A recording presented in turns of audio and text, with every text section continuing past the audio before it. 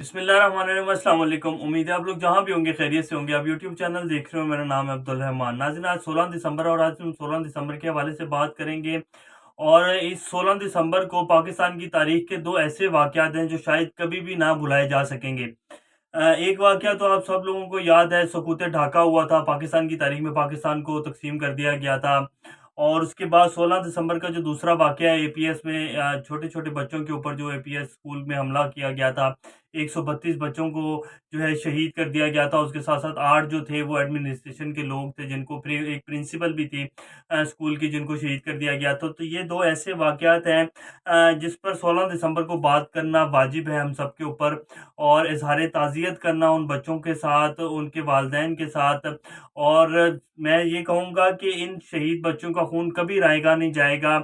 अल्लाह इनके वालिदैन को सब्र अता करे। और ये ऐसा गम है जो शायद कभी भी ना कम हो सकेगा उन वालिदैन के लिए। और जितना ज़ुल्म उस दिन पाकिस्तान में एपीएस के उस स्कूल में किया गया था, ये ना भुलाए जाने वाला आप कह लें कि गम है ये। और अल्लाह इनके वालिदैन के दर्जात को, इन बच्चों के दर्जात को बुलंद करे और इनके वालिदैन को सब्र जमील अता करे।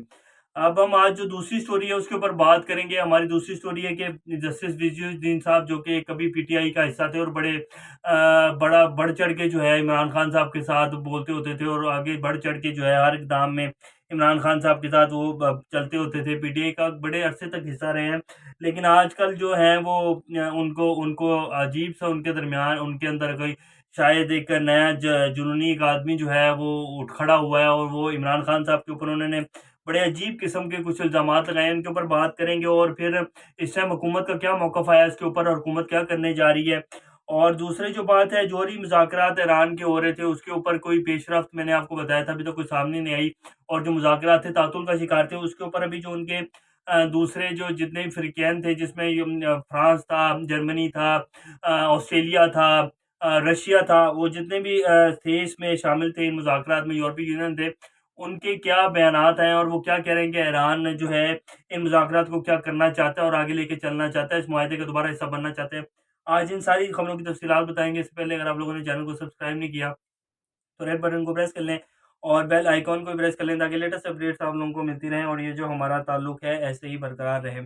सबसे पहले हम बात कर लेते हैं कि वज़ीर-ए-आज़म साहब पे, इमरान खान साहब पे 1 से डेढ़ दिन 2 दिन पहले जो है जस्टिस वज़ीरुद्दीन साहब जो कि हैं, उन्होंने इल्ज़ाम आयद किया कि जी इनके जो बनी गाला है और इमरान खान साहब का सारा खर्चा जो था वो जहांगीर तरीन साहब जो हैं वो चलाते रहे हैं। और इमरान खान साहब के पास कोई पैसे पूसे नहीं होते थे। हालाँकि इनके घर के जो मुलाज़मीन की तनख़्वाहें हैं वो तक जो है वो जहांगीर तरीन देते रहे हैं। उसके बाद फिर ये इसके ऊपर बहुत ज़्यादा ख़ैर वावेला हुआ। और ये बात है भी दुरुस्त बात नहीं है, ऐसा कैसे हो सकता है। उसके बाद फिर ख़ैर जहांगीर तरीन साहब ने आकर जो अपने ट्विटर के ऊपर कह दिए कि ये सारे इल्ज़ामात गलत हैं। मैंने कभी ऐसा कोई काम नहीं किया और कभी ऐसा कोई बनी गाला कि मैंने कोई खर्चे नहीं उठाए। इमरान खान साहब खुद उठाते रहे हैं ये खर्चे। और इसके साथ-साथ हम आपको ये भी बताते रहे, इमरान खान साहब को जब जुमैमा से इन्होंने तलाक ली थी, जो कि बरतानिया की अभी भी चंद अमीर ख़ानदानों में आती हैं, जो कि बहुत बड़ी एक बिलियनियर फैमिली है बरतानिया की।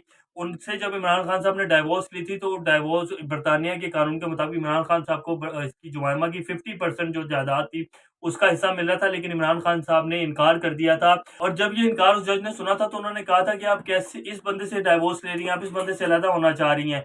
तो ये कमेंट्स उस बंदे ने दिए थे, उस जज ने।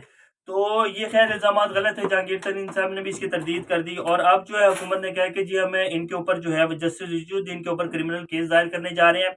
और आइंदा से, और जो चैनल है जिसके ऊपर बैठ के उन्होंने बात की, मैं उस चैनल का नाम नहीं लूँगा, उनको भी जो है नोटिस भेजा जाएगा और उनके खिलाफ भी कानूनी कार्रवाई की जाएगी कि किस बुनियाद के ऊपर उन्होंने ये इल्ज़ामात लगाए हैं।